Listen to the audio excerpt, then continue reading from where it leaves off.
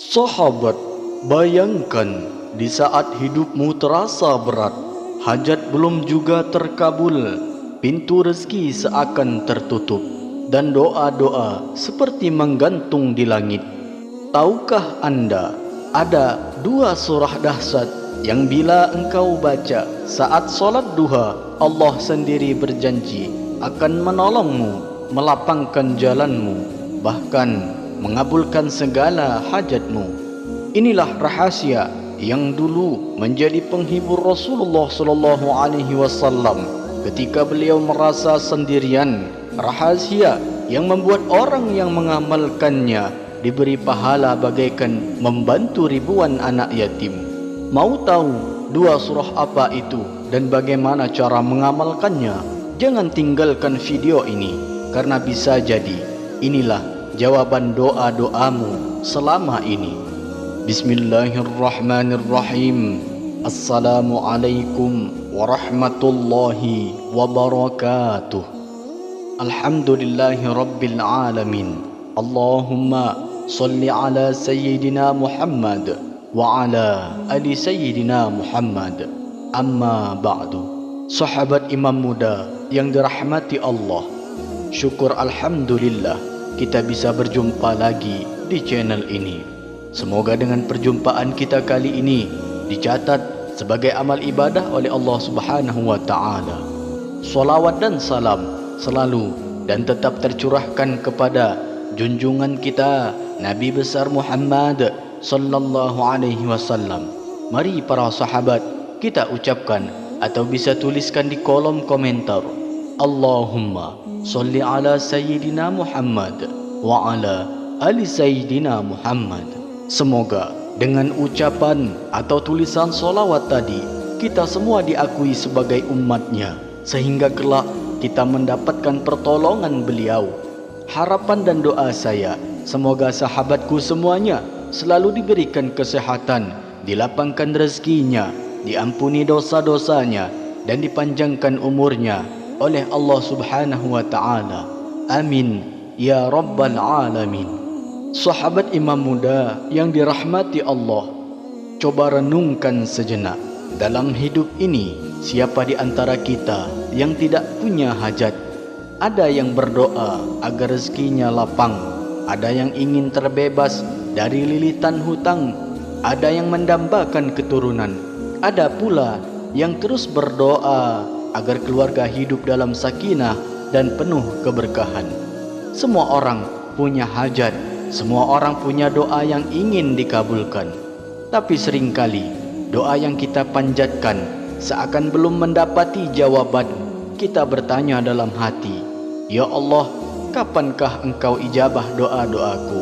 Padahal Allah tidak pernah menutup pintu rahmatnya. Terkadang Allah hanya menunggu kita membuka kunci tertentu, kunci yang sering kita remehkan. Sahabatku, salah satu kunci emas itu adalah solat duha. Solat sunnah yang dilakukan di waktu matahari mulai naik, saat hari sedang terang, saat sebagian orang sibuk mengejar urusan dunia. Allah justru memanggil kita untuk berhenti sejenak, berdiri di hadapannya, lalu memohon dengan penuh khusyuk.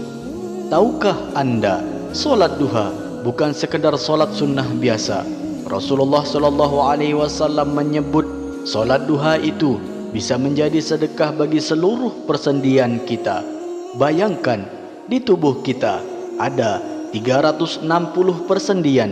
Setiap sendi itu butuh sedekah, dan solat duha seakan menjadi solusi sedekah untuk seluruh tubuh kita. Masya Allah.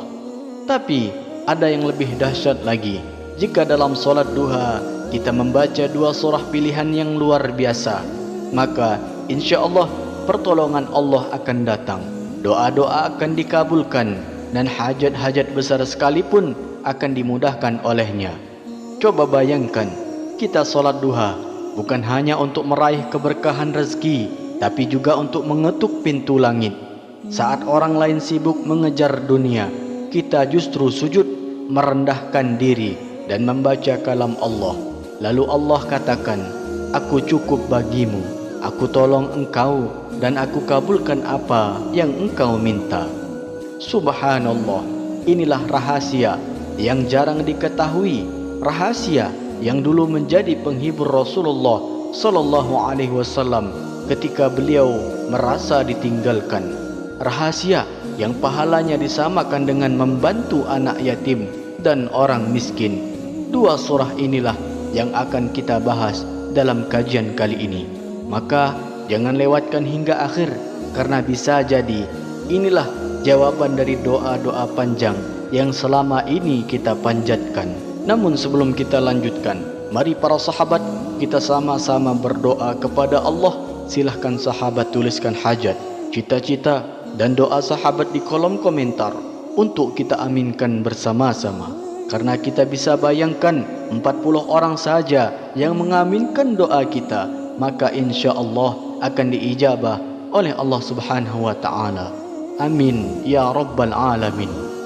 Dan untuk para sahabat yang baru bergabung, silahkan untuk klik tombol like, tombol jempolnya, kemudian subscribe juga, dan aktifkan lonceng notifikasinya agar ketika channel ini update video terbaru, sahabat semua langsung dapat notifikasinya. Terima kasih. Semoga Allah balas semua kebaikan Anda. Sahabat imam muda yang dirahmati Allah, ada sebuah kisah nyata inspirasi untuk kita semua. Ada seorang pedagang kecil di pasar tradisional. Sebut saja namanya Pak Hasan. Kehidupannya sangat sederhana. Ia berjualan sayur-sayuran. Tetapi beberapa bulan terakhir dagangannya sering sepi. Hutangnya menumpuk, kebutuhan keluarganya semakin banyak, dan beliau sempat merasa putus asa. Suatu hari, Pak Hasan menghadiri sebuah pengajian. Dalam majelis itu disampaikan satu amalan, yakni jika engkau sedang punya hajat besar, kerjakan solat duha, lalu bacalah 2 surah agung itu. Insya Allah, Allah akan menolongmu dan kabulkan hajatmu. Pak Hasan pulang dengan hati bergetar.